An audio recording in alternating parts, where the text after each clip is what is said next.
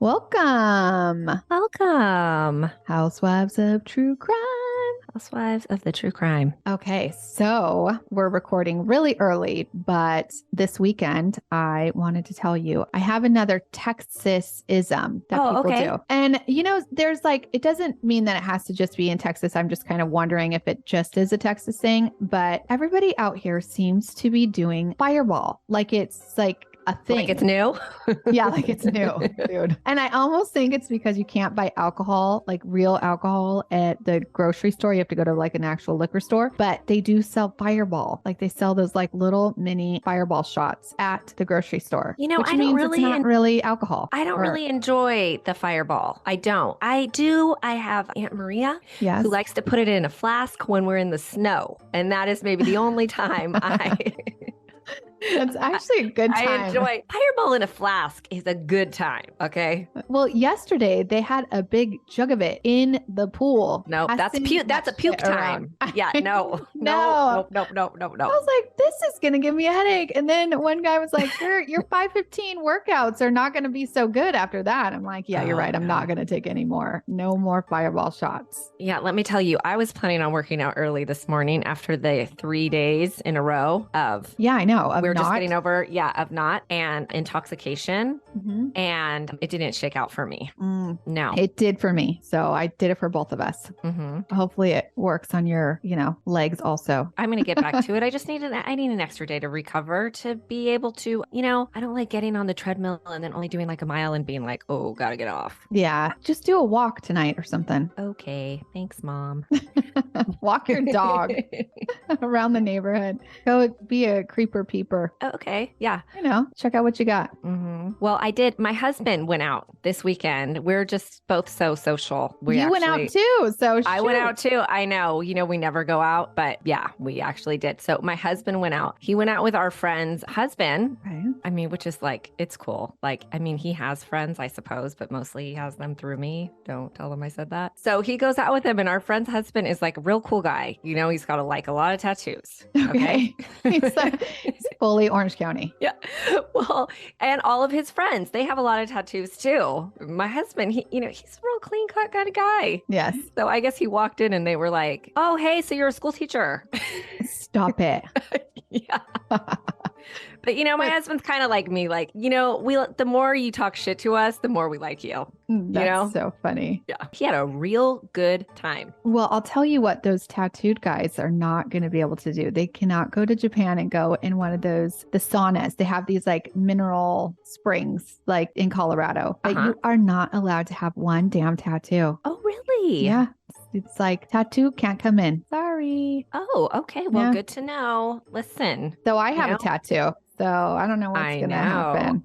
I always steal, when we're talking about tattoos, I always steal Kim Kardashian's line because she doesn't have any tattoos. Mm-hmm. What does she say? She says, would you put a bumper sticker on a Bentley? So I'm like, Fred, why didn't you tell him that? Yeah, right. Right. Mess with this prettiness. He's like, yeah. The fact that I wear glasses doesn't help either. No. Totally. But he's so not a dork. So he's not. So that's what works out well for him. Mm-hmm. All right. So should we get into today's case? Let's get to it.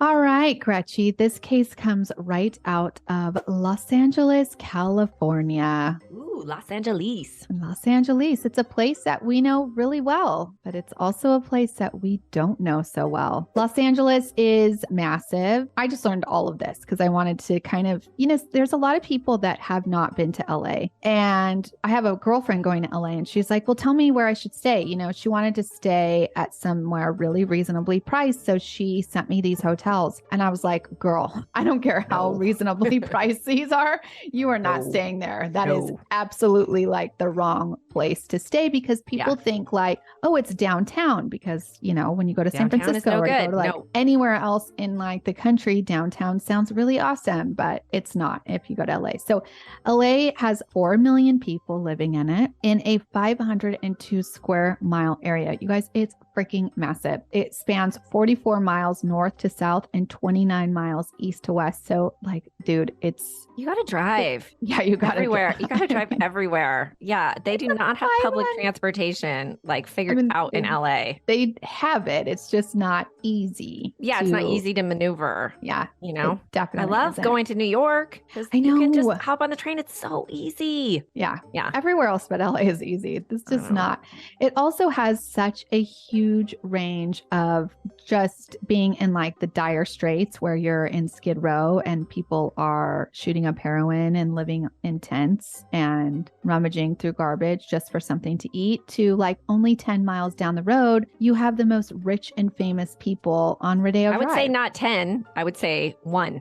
Well, that's true too. Yeah, like, it's true. Miles like, far. No, it's like 1. Yeah, there is like from Skid Row 1 mile down. It's like LA Live, where you know you got the Lakers playing and people are living it up. And all that happen in clubs. Yeah, it's fun. So it's crazy. LA is crazy. Yeah. So when I say I know it well, I know parts of it well. And I have been to Skid Row on accident. So I know what that looks like. And I also have been to Katsuya in the same day. Yeah. Since Hollywood has become a thing way back in the day and movie stars came and like the film industry, I think that's when Los Angeles really became a melting pot of some of the greatest things, right? There are people from all walks of life, people that come to LA to be someone, to do something. And I think a lot of people think when they come to LA, they will be a movie star. You probably will see a movie star. People ask me that all the time. You will be a server at a restaurant. Every server in LA is in the business. Yeah, right. What do you do? Yeah. I'm in the industry. I'm in the business. It's like, oh, okay. I was in a catalog one time. I'm now a TikTok star. So when I'm not modeling. Yeah.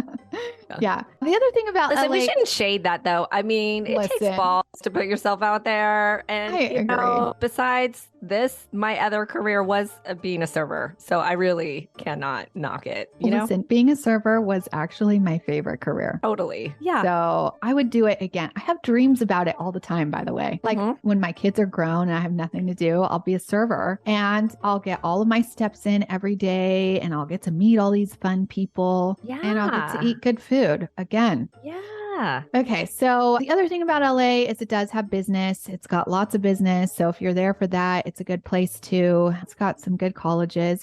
It's a good place for a time. Yes. Well, there just a few years ago, there were these 2 magically beautiful, smart disco biscuits that came to LA for 2 different reasons. They found each other in friendship, which I love. I love like 2 walks of life finding each other.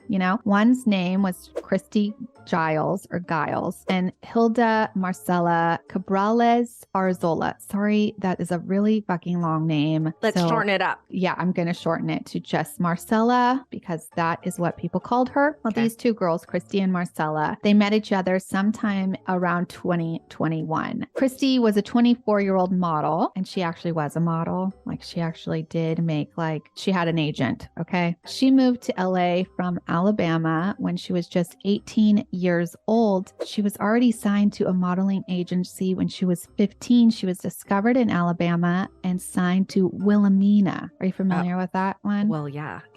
So she was a big one. She was a model. I actually sent my headshots to Wilhelmina back when I was like 15. Oh, you did? Mm-hmm. Never got a call back. What I did was you walk in and there's a bunch of scam artists like this that are like, oh, come to us and just pay $1 million and we'll take headshots for you and make you something special. But did you do that? They don't. Yeah, I did that. In Ventura? No, I didn't. I went all the way to a not sexy part of LA into a weird, scary building that I'm lucky that I made out of alive.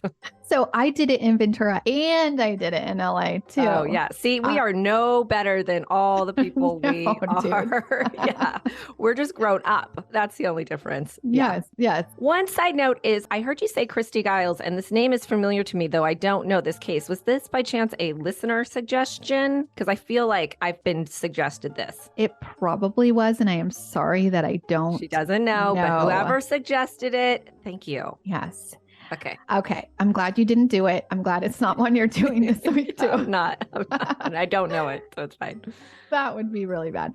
Okay. So Christy, I want to just tell you, she reminds me of Nicole, our friend that passed away. She's got this like really exotic look to her. She has dark hair and this jawline that's just, I don't know. She just is this pretty girl that is kind of set from the rest of probably everybody in Alabama. You know what I mean? Just kind of like Nicole was like very easy, breezy, pretty.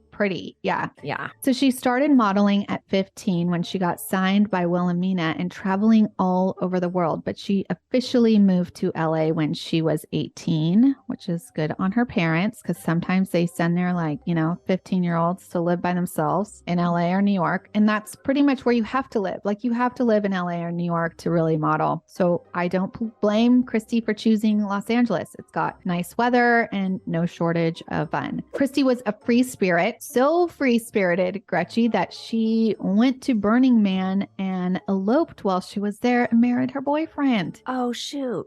At Burning Man.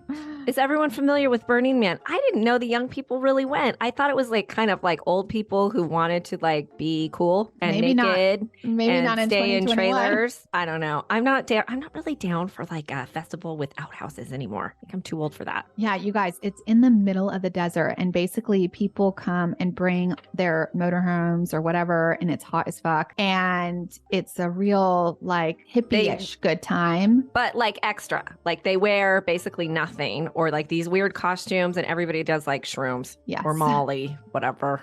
All of it. All of it. And then they leave and it's like the whole city leaves and they take all their trash and they burn down the big man. And that's why it's called Burning Man. All right. So she married her boyfriend just on a whim at Burning Man, which her mom was pretty upset about. But she promised her mom like she was going to have a marriage and a wedding dress and all that pizzazz. But she loved Jan and he was like her person. Like I'm saying, free spirited. Okay. Now there was Hilda Marcella Cabrales Arzola, who went by her middle name Marcella because her mom shared her name with her. And Marcella was from Mexico. She had gone to college, graduated top of her class in architecture. She studied abroad. She learned multiple languages and was looking for the next big thing after her studies. She worked as the lead project manager at Artrio Interiors in Los Angeles, which I think is where Christy and her actually met because Christy was kind of into interior design as well. Cool. Marcella was super bright. She was on a path to something really great and her independence really shined in Los Angeles, but girlfriend was not feeling LA for life. She wanted to move to Canada where she loved the country and she wanted to like just fully establish herself in Canada. I mean, Marcella was a real career-minded woman. I feel like Canada's got it going on. Right? For sure. We have a listener actually that just wrote me, Penny, that she wants to move from South Africa to Canada. She was telling me something crazy that South Africa is having these like they're turning off the electricity for 6 to 16 hours a day, which I don't even know how you work in the day if you don't have electricity. If you're like a computer person like us. Right. Yeah. Solar. It's hard. Yeah. Solar. I mean, that's it. Electricity is, they also said that about here. They're going to start doing rolling blackouts in America. Oh, let me just tell you. Yes. Tell me. What? It's raining. I'm not surprised. I am definitely not surprised. It did rain here yesterday also, but it was it was probably 85. a nice warm one. Yeah, it was. Yeah, not here. Okay, so both these disco biscuits, they were both exotic, okay, which can be a real showstopper when together. And on November 12th, 2021, Jan, Christy's husband, went up to San Francisco to visit some family. So the two girls, they decided they were going to go out. At some point, there were 3 girls together. I'm not sure when the third one came or went. Well, I know where she went, but there were 3 at one point. But I'm just talking about these 2, okay? So they go to an art show at the Soho House in Los Angeles. And after that, they went on to a warehouse party, which we know to be called a rave in the East LA. Now, if you're not familiar with raves, they are parties in warehouses a lot of times with DJs, multiple DJs that people like with lots of lasers and lights and dancing and commonly a lot of drugs. Like I said, the party was in East LA, which is like usually a little harder than West LA. It's not as safe, but what happened to these girls, I think, could happen anywhere. Totally. And not just in LA. And let me make a disclaimer here. This case has yet to go to trial. So once it does, I will be giving much more information. So what I have now comes from multiple news articles and a 48 hours or Dateline. And then I also want to make it clear that everybody that I talk about is presumed innocent until they're proven guilty. But you know, you can have my opinion. I have my opinions. Sure. Okay. Sure. So Marcella and Christy, they get to the rave, and this third girl, I'm just going to call her the third girl. Okay. These girls are showstoppers. We think at some point these girls, they get separated, maybe dancing. They're in the VIP area at one point. Marcella meets a guy named David Pearce. He's a self-proclaimed Hollywood producer. Gotta watch out for those types. Which, I mean, how many of those did you meet in LA? That was like, okay, you're a dime a dozen. Mm-hmm. Let's not really believe anybody in LA. That's one thing I can tell you. And his buddy, Michael Ansbach. David offers at least Marcella some blow, but I do know the two women did do some coke. I think it will come out later that David did provide both of them with cocaine, and we know that Marcella also took ecstasy. These drugs, although illegal, are not uncommon at a rave, right? I mean, doesn't everybody do what do they call it now? Molly? Yeah. Yeah. Okay. The third friend, who has been unnamed, decided to leave the rave early. Marcella and Christy stay until after 4 a.m. The next day, Jan, Christy's husband, starts getting a little worried after he texted her and called her, and she had not responded. He at first, was like, well, she went to a rave, so she's probably sleeping like all day. But as the time went on, Jan got more and more concerned. So he looked at his phone at Christy's location. The two shared their location on their cell phones, which is smart. Yes. Grudgy. Yes. And a sign of a good marriage. Totally. So, by the way, Leela, if you're listening, I noticed you stopped sharing your location with me, and we're going to talk about that. Oh, no. Because I also track my friends. Yeah, she does. Okay. He notices that she was at a certain address off of Pico and Olympic, which is not near the rave. And she was there almost all day, since maybe 4 a.m. or somewhere around 4 a.m. But then Christy's location changes, and it is now at what looks to be a hospital. Jan calls Christy's third friend and Christy's parents to say he's very worried something very bad has happened to Christy. The third friend, as we will, I've been calling her, right, actually shares her location with Marcella, like you and Leela and you and I do. Mm-hmm. Which is also good, you guys, because this shit would not get solved, by the way, if people did not share their location service. Okay? And the Leela in question lives in the Los Angeles, the very place we're talking about. I know. Okay, so Leela, share it, because if something bad happens, we need to be our own detectives. Yeah. Yes. Okay, so what Marcella looks to be at this time is a different address, but she had been at the same address as Christy earlier that day. Marcella was also at a hospital, but not at the same hospital as Christy. She was miles away and actually didn't show up until 2 hours after Christy had shown up at a hospital. Christy was dropped off at a hospital in Culver City by two men just dropped on the curb. The same two men, or what looked to be the same two men, dropped Marcella off at the Kaiser Permanente. They stated that they found her on the curb and they left her at the entrance of the emergency room. Christy's parents were contacted shortly after she arrived to the hospital and given the most devastating news that their daughter had passed away. You can imagine the horror that they felt. I mean, how could this girl just die? Marcella was clinging to life. Once she was intubated and assessed, Marcella was found to have no brain activity. Her parents were called from Mexico. They flew in to be with their daughter, but unfortunately there was no cure, no miracle that would work for Marcella, and her family had to make the unthinkable decision to let her go. She actually died the day before her 27th birthday. But before they pulled the plug, as they say, they donated Marcella's organs. So as they wheeled Marcella down to take all of her organs that probably like gave so much life to somebody, the whole hospital staff was like clapping for her. And I bet you like, because basically like you could use her heart, you know? Yeah. Her heart is fine. So I bet you there's another soul living with Marcella's heart right now, which is incredible. So it was determined that Christy died of a drug overdose, and she had a mix of ketamine, cocaine, fentanyl, and GHB in her system. And we all know that GHB is the date rape drug. That's the one that'll get you dead. Well, it will get you dead, but you don't just take it. I mean, most people don't just take it. Women particularly don't just take it.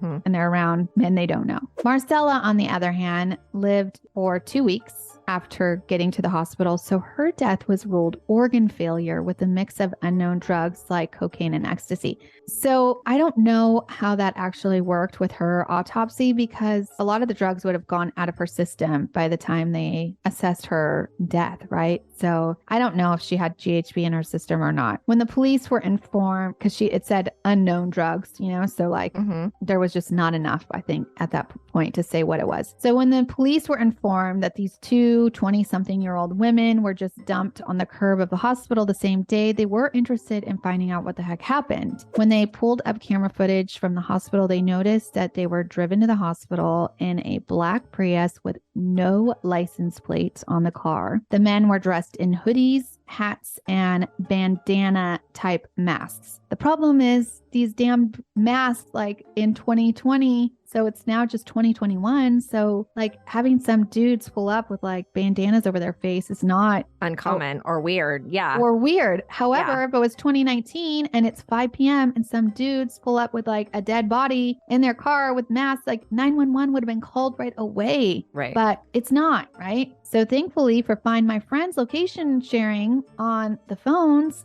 Jan immediately was able to tell police, like, my wife was here at this particular address all day before she moved to the hospital. Nice. And this address belonged to the home of David Pearce, the Hollywood producer, and his roommate, Brant Osborne. Police did an initial investigation. They even took these guys in. They asked them some questions, but they released them. And honestly, it's Los Angeles and people are getting murdered every day. That is why, Leela, you've got to share your location.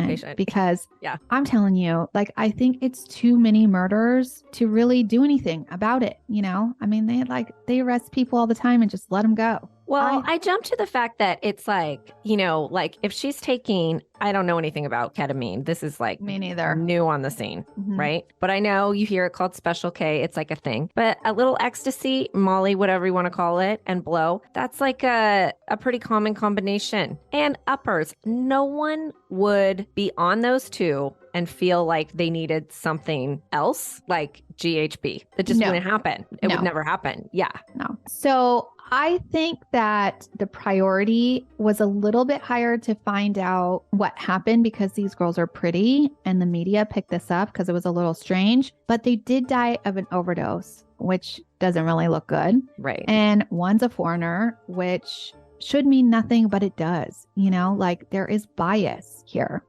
But that did not stop Christy's husband, Jan. He did a little digging himself. He pulled up Christy's text messages on her laptop, and he also starts blasting David on social media, asking for help if anybody knows who this asshole is. Well, turns out that Mr. David Pearce has quite a reputation of drugging and raping women. Actually, you're going to get so mad at this, but it's not going to be, it's like what the fuck, that guy, Danny Masterson shit. These women since 2010 had been going to the police to report sexual abuse from David, but each time their cases were rejected for lack of evidence or some bullshit like that. Oh my God. So it's like we have to wait till somebody dies to actually do something. Yeah. Or not, because it's Christy's husband that's like trying to do something, piecing together this evidence. So Jan gets footage from the party and sees these girls leaving with 3 guys. Also, her texts that were pulled up on the laptop, one of the text messages asked Marcella if she wants to do some coke, and that is when they're in David's house. Almost immediately after that text, Christy texts again and says, "Let's go," with the wide-eyed emoji, okay? Which is like, you know, that one where you're like, what the fuck is going on? Yeah.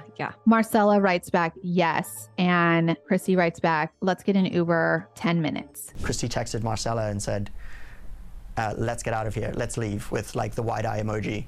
And the fact that they're texting each other when they're in the same house together, probably sitting very close to each other, or is, you know, concerning because, you know, why, like, she's obviously worried about these guys that they're with. Jan says the night started out at the Soho House in the Arts District of downtown Los Angeles. When the club closed, the party of now 3 women decided to continue and party at an after-hours club near East LA. One woman opted out. That may have saved her life.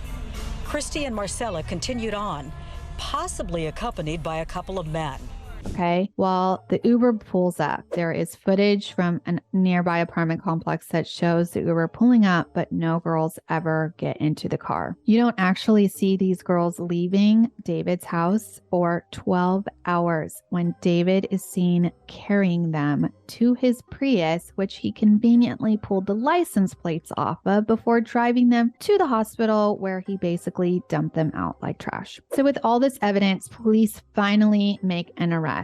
David Pearce, Brant Osborne, and Michael Ansbach were all arrested in connection to the murder. Michael has since been let go with no charges filed against him. So I'm assuming either he's talking, which I think he's probably doing. That happens. He is probably cooperating to save his own ass, which is smart. Yes. It's also noted in some of the things I read that Michael was never seen actually at the house. Maybe he just dropped them off, but we'll see. We'll find out when the trial happens. Brant has been charged with accessory to manslaughter. That's the roommate. Mm-hmm. And David has been charged with murder, on top of rape and sexual assault against 7 other individuals that have come out since finding out about this case. And this is only 7. I bet you there are so many other. They have also decided to try David's murder and sexual assaults all together in the same trial, which I can't believe they're going to do. I'm like pretty stoked on it, actually, because it really will show his character. Because I think what's going to happen is, like, we're going to see that the girls did cocaine before. Yeah. And then the defense is going to try to say that these girls did all the drugs before and then they just died in the house of a drug overdose. But with him drugging and raping women on a regular, we know that yes, maybe they did do some drugs before, but not enough drugs to kill them, and not drugs that are date rape drugs. Yeah. And I'm no expert, but yeah, I can't imagine, because, you know, obviously Coke and stuff is like an upper, that GHB must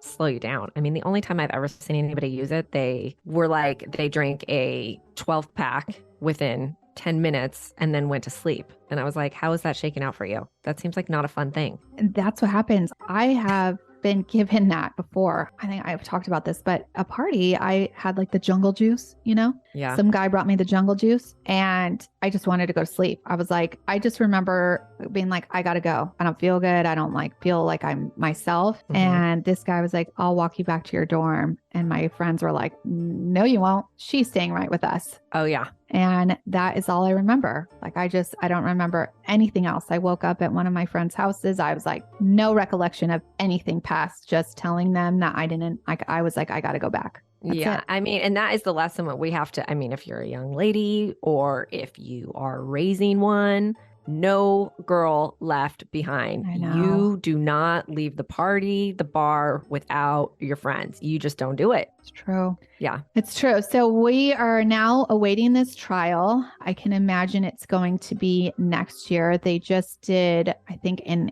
April, like the April 30th, they just had like a pre-trial hearing. Mm-hmm. So I can imagine it's not going to be for another 6-8 months before we have a trial. He'll probably plead guilty right before the trial date. I don't think he's going to take a plea. No way. He won't, because he's got a pretty good defense, because it's like, you have to prove that I actually killed these girls. I don't know if they'll be able to prove that he killed them. I think they'll be able to like put a bunch of other charges on him, but I don't know. Hopefully, juries they think you're guilty anyway. So hopefully they do, because I do think this guy is a total douche that needs to be put away forever. But I think they're going to say do not plead guilty. Well, we'll see. Have you seen those The other guy, drink condoms? Brandt, I think, should plead guilty and take some sort of plea deal, because what he's seen he did take those bodies out. Not that he killed them. He's like accessory to manslaughter. Maybe he'll plead something guilty to whatever, like helping him take them to the hospital. I don't know. Yeah. Well, what I was going to tell you about it. Oh, it's like it goes over your drink. It's like a plastic. Like looks like a condom-ish, yes, right? Or a shower cap goes over your drink. And then, you stick your straw, like then people can't put anything I like that in it. And I think it like changes colors if something is added to the drink or something. Oh, it's like very interesting, because I think it takes like a second for somebody to just like, boop. Especially that GHB, it's clear liquid. Yes. And I think you just have it in a little eyedropper thing. It's like nobody ever sees it coming. You can just have it barely in your hand. So yeah. And you know what? I shouldn't have said, I know I just said like, if you are raising a young lady or you are a young lady, I know a not so young lady who was just. Yes. Who was just drugged. Yeah, it's anybody. I mean, you got to anybody, you gotta be any careful. of us. Yeah. Yeah. I'm always still aware, even though I'm like, dude, I'm with my husband and we're at a bar, you just never know. Yeah. Okay. So Christy's family, they're from Alabama, and they would really like to attend the trial. And you can imagine that is going to be tough, because they have to get off work and they have to travel, and it's really expensive. And so they did start a GoFundMe page. It's under Dusty Giles, which is Christy's mom's name. So if you would like to find it and help them out, you can find that under GoFundMe. And I just want to say, I pray for these girls. I pray for their justice. I want to get this disgusting perv off the streets. And, you already just talked about the lesson, but also the lesson is right now, it's like, you guys, fentanyl is fucking everywhere, and it scares the effing crap out of me. And so I'm like, do not do drugs. Like, just like try not to get sucked into cocaine ever, because I feel like you're going to get fentanyl. I know. People put it in there because it's like cheap and easy. And I don't know. I feel like just go to get. You can do your edibles and microdosing mushrooms, like something else. I don't know. Drink, have the cocktails. Something else. Yeah.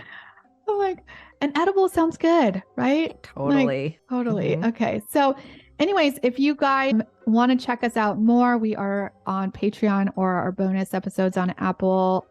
Apple's been having some issues. I hope they get it together. So if you don't mind listening on Patreon, I say go there and then just import your stuff to Apple. It's not very hard with an RSS feed. And so you'll get it still on Apple. If you're on Spotify, you have to go to patreon.com/Housewives of True Crime. I still do love Apple. If you're listening, I just think that you need to figure out how to make it better so that people aren't emailing me all the time about what the hell is going on with your app. And what else? We're on Facebook. We're on YouTube. So if you want to check us out, don't write us anything disgusting, please. Or at least say it about both of us. I know. Gretchen so gets her feelings hurt and I get my feelings hurt. If you like her better, or if you want to like, come on, see some disgusting part of me, like, ask for Gretchen's too. It makes me feel better also. Totally. Yeah. Yeah. And I think that is it for today. Okay. Clink, clink.